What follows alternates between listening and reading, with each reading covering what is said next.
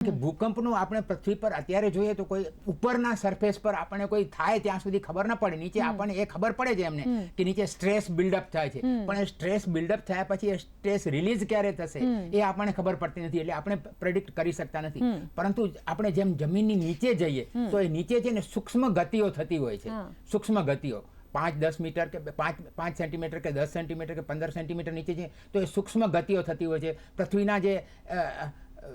એનું પ્રોફાઇલ છે એમાં ફરક થતા હોય છે. તો એ પ્રોફાઇલના ફરક કેવી રીતે થાય છે અને ભૂકંપ સાથે એનું કોરિલેશન કેવું છે એને આપણે સમજી શકીએ તો આપણે પછી જ્યારે આ નિશાળ છે એ ઉપરથી એ જોઈ શકશે કે નીચે શું થઈ રહ્યું છે પૃથ્વીના. અને ઇવન પૃથ્વીની જે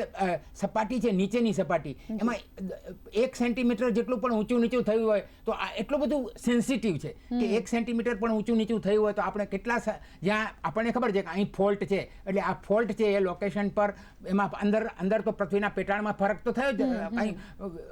ઘણું બધું થતું હશે તો એને આપણે જોઈ શકીએ અને એને સમજી શકીએ, એ નિશાળ કરી શકશે. અચ્છા, મતલબ અલગ અલગ રંગો દ્વારા પણ મેં ક્યાંક વાંચ્યું કે અલગ અલગ રંગો દ્વારા પછી આપણે માહિતી શું કહીશું આપણે કે એને અલગ રંગમાં આપણે અલગ રંગ એટલે શું, ફ્રીક્વન્સી, એટલે આપણે 2 ફ્રીક્વન્સી છે, એક તો એસ બેન્ડની ફ્રીક્વન્સી છે, એક એલ બેન્ડની ફ્રીક્વન્સી છે. પછી આપણે